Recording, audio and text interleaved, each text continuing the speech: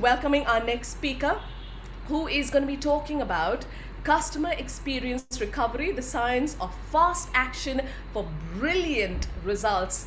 So she is a UK-based customer experience specialist and a published author.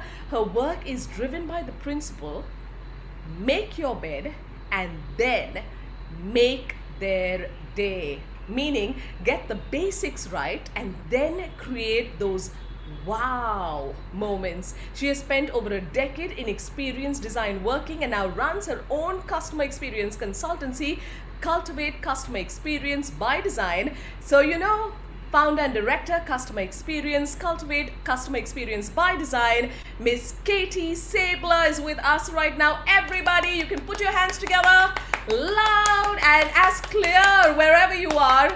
Make sure that everybody around you is looking up and wondering who's coming up on screen. We've got Katie Sabler. Welcome, Katie. Hi, thanks for having me. Welcome.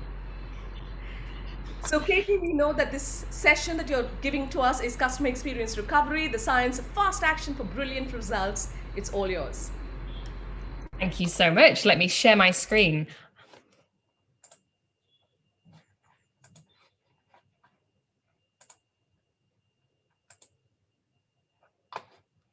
There we go. Great. Can you see that there?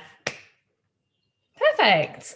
Well, I'm so pleased to be here today. Customer experience recovery is a huge passion of mine because I've seen it work in practice and I've seen the amazing results that it can have for an organization in so many different ways. So today's workshop is going to be very practical. We're going to be talking about what customer experience recovery is, why it is so important. And at the end, I'm going to take you through a 6-step process to show you exactly how you can implement a customer experience recovery process in your organization. So first of all, just a little bit more about me. As Keisha said, I have over 10 years of experience in the customer experience sector. I started my journey very humble grounds, like most people, in customer service, working in call centres and even local shops. And then I spent around 10 years in the not-for-profit sector. And I don't believe you can get much more organically customer experience centred than working for charities. Then I made quite an unusual move and I went into the world of debt collection. And most people wouldn't really associate debt collection with customer experience, but it's an industry that needed it more than ever. And that was an absolutely fantastic opportunity. And as Keisha said, I had the privilege last year to co-author Customer Experience 2 book. And for anybody who is a MasterChef fan, I was a quarterfinalist in the UK MasterChef programme. So a little bit of something more about me. But let's go on to the topic. So customer experience recovery.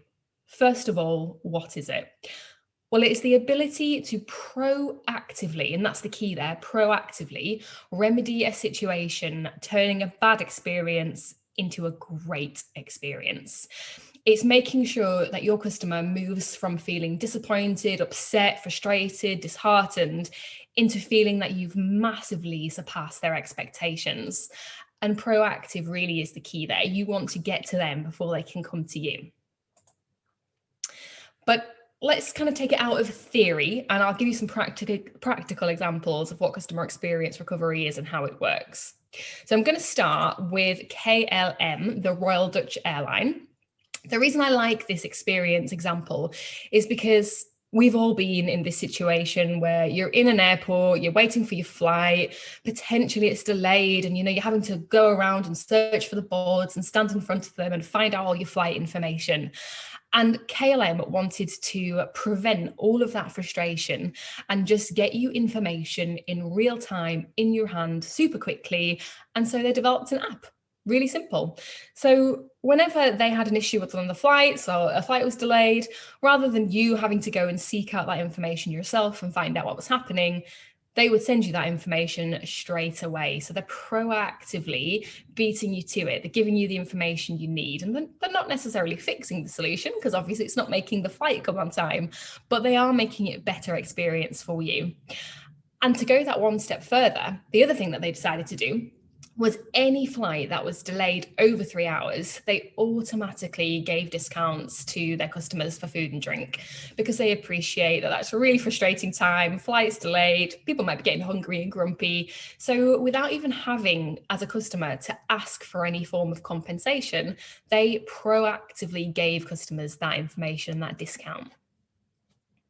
The next example I'm going to use is something that you'll most likely all be familiar with. The Ritz-Carlton, you know, it is renowned for a fantastic customer experience. And the same goes for their proactive customer experience recovery. And this is an example that you might have heard before, but I personally really love it. So I'm going to share it again with you today. So Mrs. Customer went to one of the Ritz-Carlton hotels and there was a plumbing issue in the room. So she contacted concierge, and while she was dining in the restaurant, a plumber came to her room, fixed the issue, and that was great. But the proactive piece of customer experience recovery there was the fact that when the plumber had been and fixed, he didn't just fix it and go off and continue his day. He left Mrs. Customer a little gift on her bed, a little chocolate wrench with a note saying, you know, "Hi, I'm the Mr. Plumber and I've come and fixed your issue." He put down what the issue was and he left his telephone number and said, "If there is anything else at all that goes wrong, please feel free to call me direct and I'll come and help." So this is a great example because it's not just an example of customer experience recovery, because, you know, they fixed the issue and they've done what needed to be done, but they've gone over and above, and that employee was enabled and empowered to do something a little bit better to make that customer's day. So rather than just having fixed the issue, they fixed the issue, they left a little gift, they made a really personal touch and made sure that if any other issues were to come up again, that customer would know exactly what to do. And I'm sure Mrs. Customer felt exceptionally pleased at the result that she had from the back of that.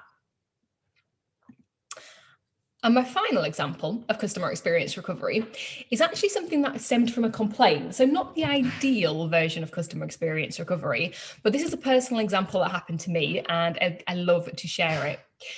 So for anyone who isn't familiar, Tesco's is a UK online, UK online and physical grocery store, mostly online in the pandemic right now.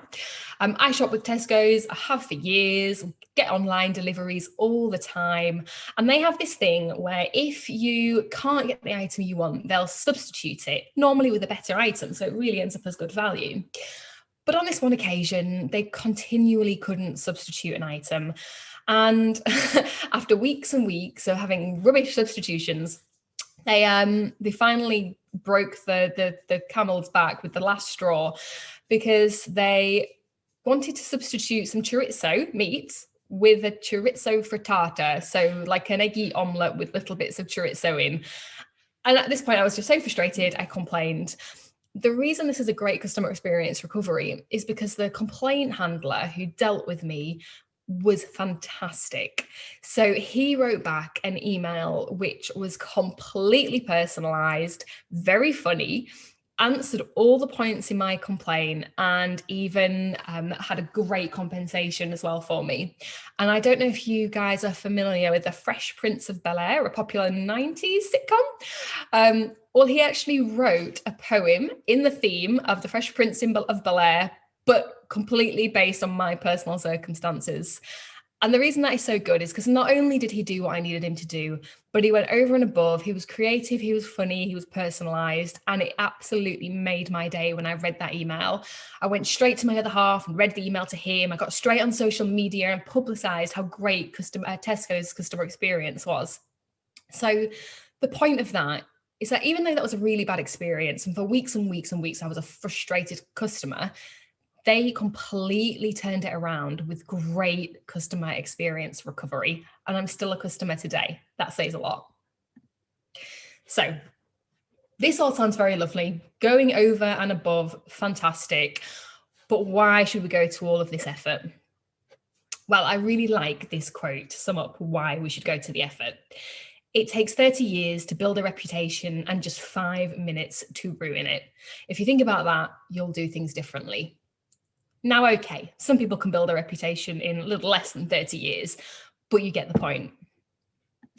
And I'm going to take you through some statistics which really, really hammer home around why customer experience recovery is just so important. So these statistics you'll probably be familiar with, but 73% of customers say that a good experience influences loyalty. And we all want loyal customers because loyal customers are 5 times more likely to repeat purchase or refer a friend. Again, we want our customers to make new customers. And customers that excel in customer experience are 150 times more likely to have engaged employees. And that's just a beautiful cycle of happy employees, happy customers, happy employees, happy customers. Then we all know the statistics that it can cost 5 times more to acquire a new customer than retain an old one. So if we do something that negatively impacts one of our customers, it's much, much better we try and do everything in our power to fix it for that customer than have to try and find new customers. The success rate of selling to a customer that we already have is up to 70% more. And increasing customer retention by just 5% can increase profits by 95%. So all of the statistics tell us that we need to do everything in our power to keep our existing customers. And if you still have any doubt around why customer experience is so important and why your company should invest time and effort and potentially even money into making sure you have a slick, effective customer experience recovery process, here's just a few more points to really hammer that home. If you're going to do something incidentally that impacts your customers in a negative way, you're going to end up with frustrated, unhappy customers who won't come back. Not only that, you'll probably get some bad reviews, and the online reviews are really what determine whether you're going to get new customers or not. You could even end up in the news. A few years ago here in the UK, one of our major banks did something where their service went down and they were all over the news, and they continued to be in the news for their lack of service because they didn't fix the issue quickly enough. And that can lead to, obviously, very bad reputational impact. So you really want to avoid that. And if you're an organisation that is perhaps regulatory impacted by, then you could have fines too. So customer experience recovery, I hope this shows you how incredibly important it is. So now we know what customer experience recovery is. We know why it is so very important. I'm going to talk you through a 6-step process of actually how you can implement a customer experience recovery process in your organization. And this applies whether you're a small organization, 5 to 10 employees, or you're a huge organization of a couple of thousand. So this is the theory. So identify, assess, collaborate, remedy, fix, and learn. I'm going to go through each of those and take a few minutes to talk you through exactly what each step entails. So let's start with identify. This is obviously one of the most important steps because you can't fix an issue if you don't see the issue. So first of all, you want to aim to self-identify. And what I mean by that is that you as the organization, somebody in your organization, ideally, there should be so many quality assurance steps that you can see the issue before your customers are even impacted by it. The perfect scenario is that you can fix it before there's any impact. But if there is impact, the next best case is that you spot it and you can proactively fix it before it causes too much detriment or before your customers start coming and complaining. The alternative is that your customers identify this. And that may happen, if your customer's impacted by an issue, they would come and tell you, ideally, and that'll give you an opportunity to fix it. Now, there should, in best case scenario, be a customer experience recovery lead in your organization. So somebody who looks after the process, who is the end-to-end owner, and who is in place for any other person in the organization to confidentially come to and speak to about an issue and know that they're going to be supported to be fixed. And the most important thing, and I'll come back to this later, is that you must promote an issue-tolerant culture. So there is no worse a position to be in than in a company where employees are afraid to raise their hand and tell you about an issue. What this tends to do is mean that your issues are dealt with in silos. So perhaps one department notices that something has gone wrong and they try and fix it within their little bubble. And that's okay to some degree, but what that doesn't do is enable other people to get involved, to see how wide the issue has spread, and to have a more collaborative approach to customer experience recovery. So you really need to promote a culture where if something goes wrong, people aren't afraid or scared to tell you about it. They can come confidently, raise the issue, and know that there'll be support to get fixed. The next step after identifying is to assess the issue. So we know there's an issue and we know it's impacting customers, but to what degree? So you might want to ask yourself questions at this stage, such as who is it impacting? What kind of customer? How many people it's impacting? Are we just talking about people on an individual basis, or is it customers en masse? What's the impact? Because, this could be anything from a letter that's gone out with a bit of wrong information that is inconvenient but doesn't really cause a huge problem, to actually, information going out which is significantly incorrect and could cause detriment to a customer. And why is it happening?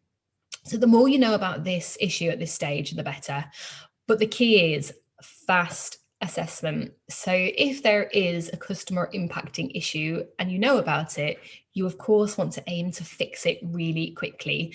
So we're not talking about weeks to look into the issue and find out what's happening. We're talking about hours. You need quick responses. And then the initial assessment is used to determine the next steps of the process.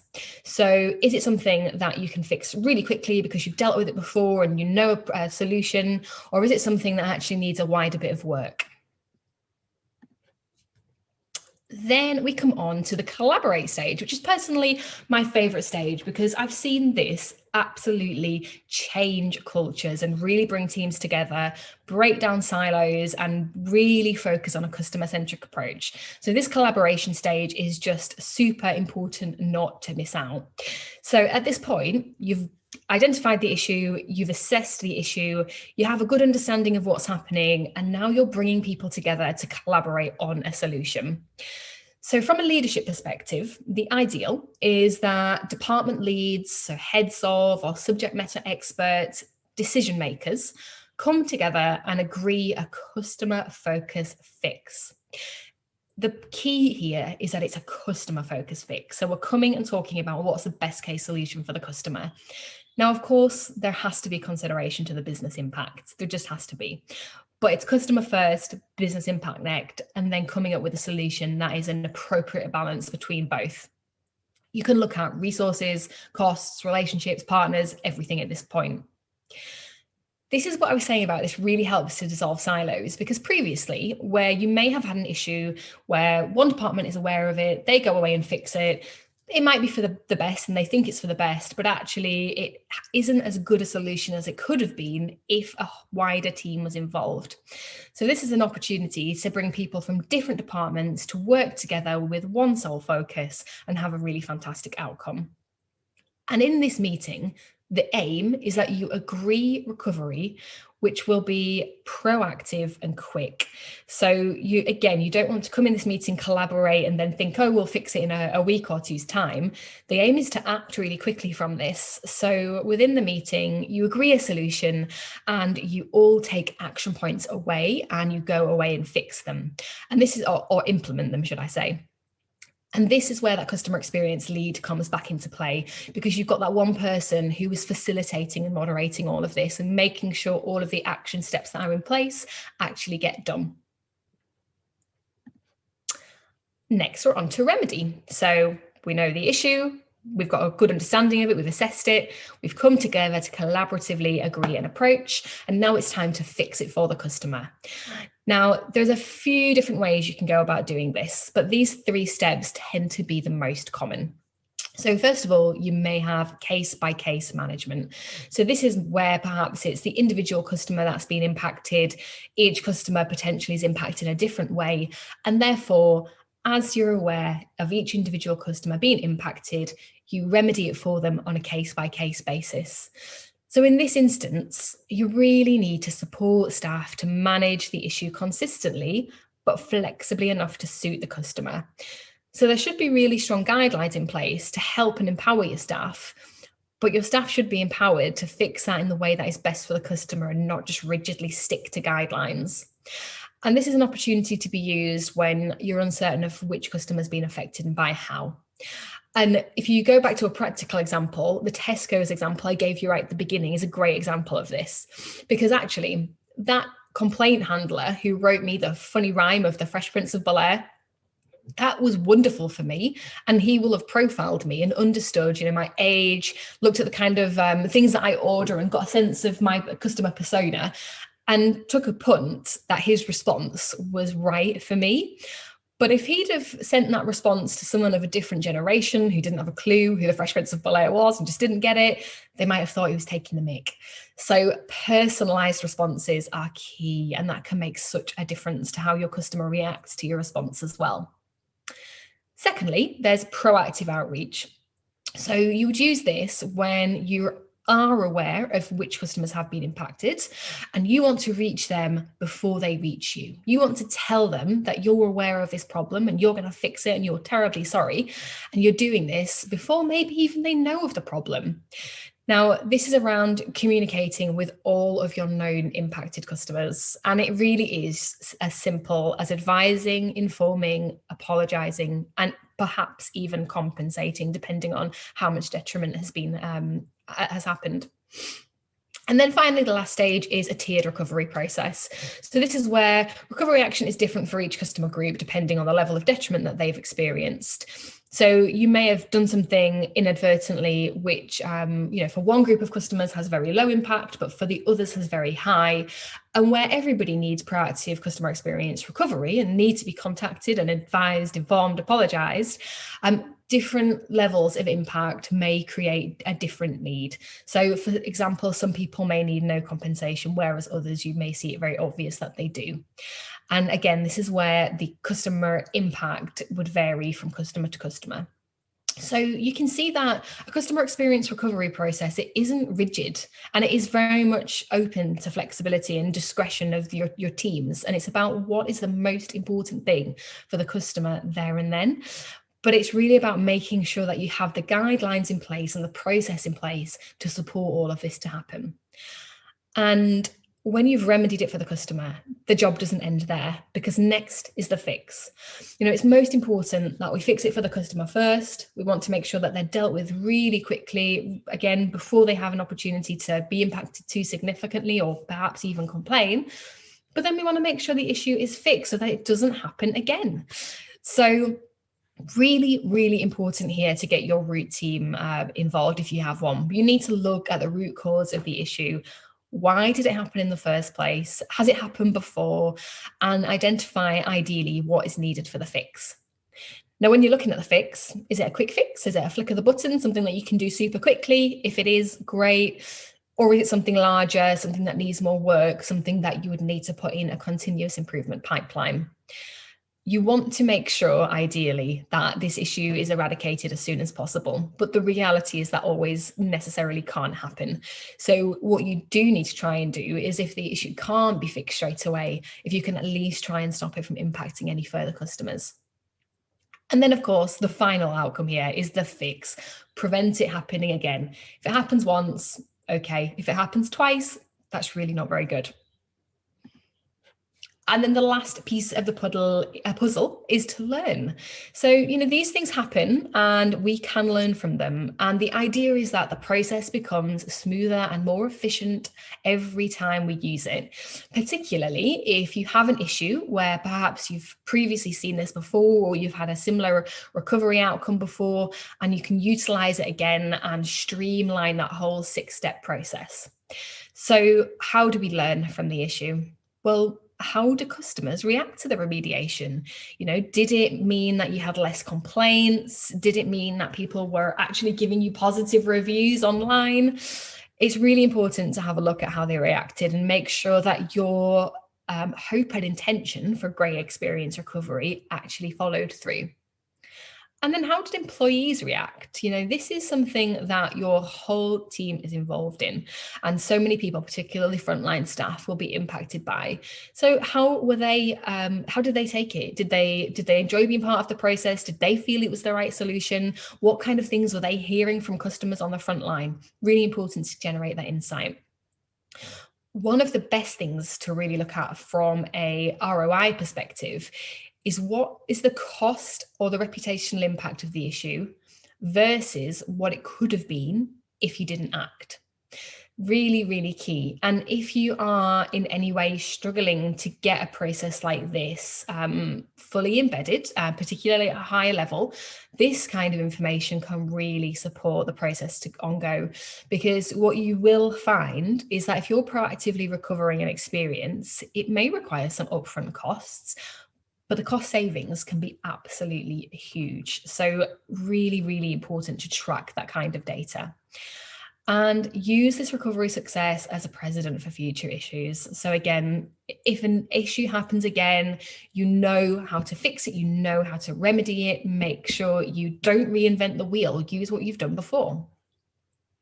So that takes us through identify, assess, collaborate, remedy, fix, and learn. And this is something that takes some time to embed in your organization. It's not something that happens overnight, but it is something that can provide epic results and make the difference between really disappointed, unhappy customers to surprisingly satisfied customers. So that's the process. But how do you actually embed it from an end-to-end perspective?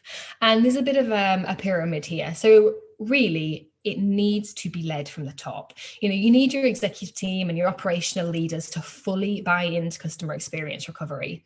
And the reason you need that is because when an issue happens, and at that point where you need to come and collaborate, everybody who is involved in the process needs to drop what they're doing and come and combine and collaborate together within a matter of hours.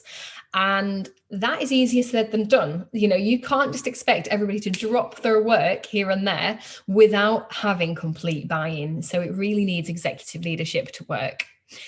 As I said, you need a risk-tolerant culture as well. You need to make sure people are happy and confident to raise an issue rather than hide and try and deal with it themselves.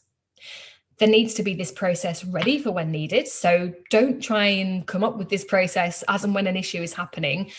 Put this process together now, work with your team to share it, embed it, and make sure that when an issue does happen, you are ready to go.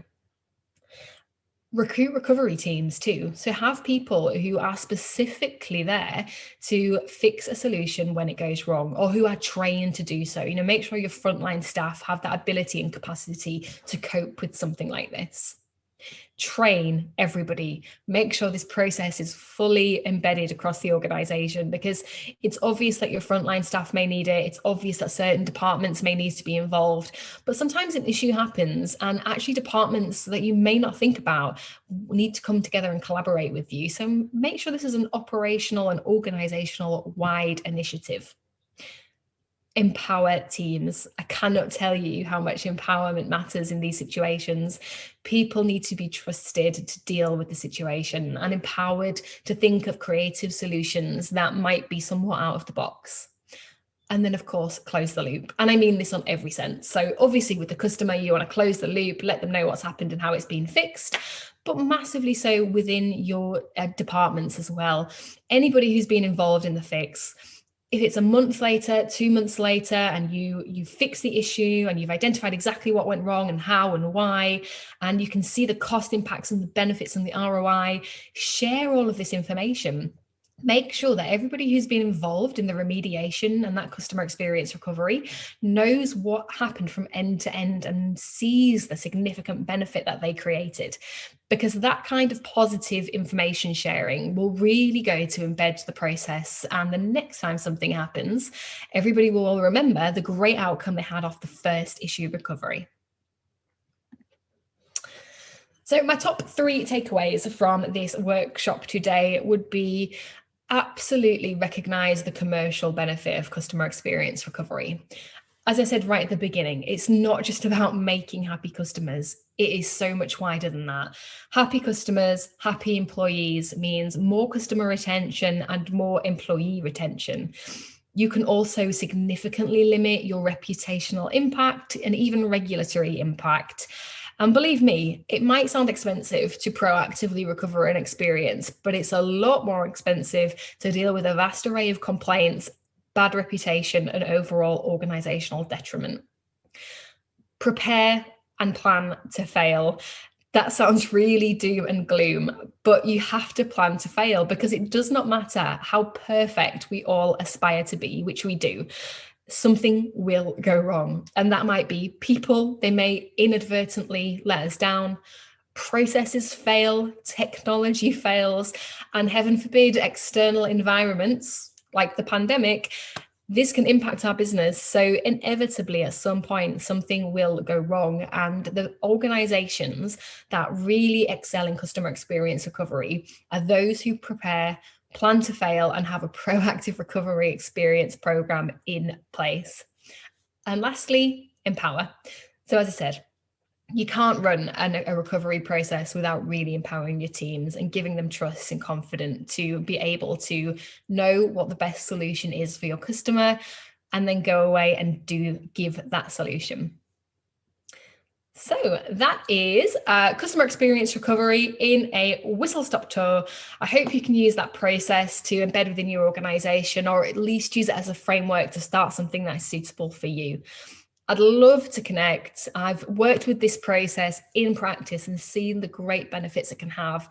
So if any of you have any questions about implementation or about the benefits, then please feel free to connect, reach out, and ask absolutely any questions you'd like to. I'd love to hear from you.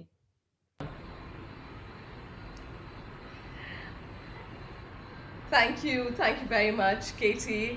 Right at the get-go, all of us kind of got glued to the screen when you said MasterChef UK. So we went even closer, and there was a lot of recognition, I'm sure, that kind of happened. And then you went on to share with us another feather, another hat that you actually don, and the one of being the author and sharing with us about CX recovery. So thank you so much. Definitely, lots to take back. And this is turning out to be such an amazing day. There's lots to take back, lots to mull over. So for everybody who's sitting in their auditorium at home, there is a lot of food for thought, and there isn't too much of time to kind of see what do I want to take back, but you're taking everything back right now. So definitely your top 3 takeaways, and the 6-part puzzle that you shared with us as well. So thank you very much for sharing with us today.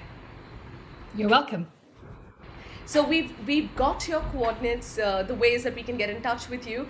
Is there so everybody who's watching in right now can reach out if you've got your questions, your thoughts. Connect with Katie Sabler, and you can definitely expect an answer for sure. Thank you very much, Katie. Please do.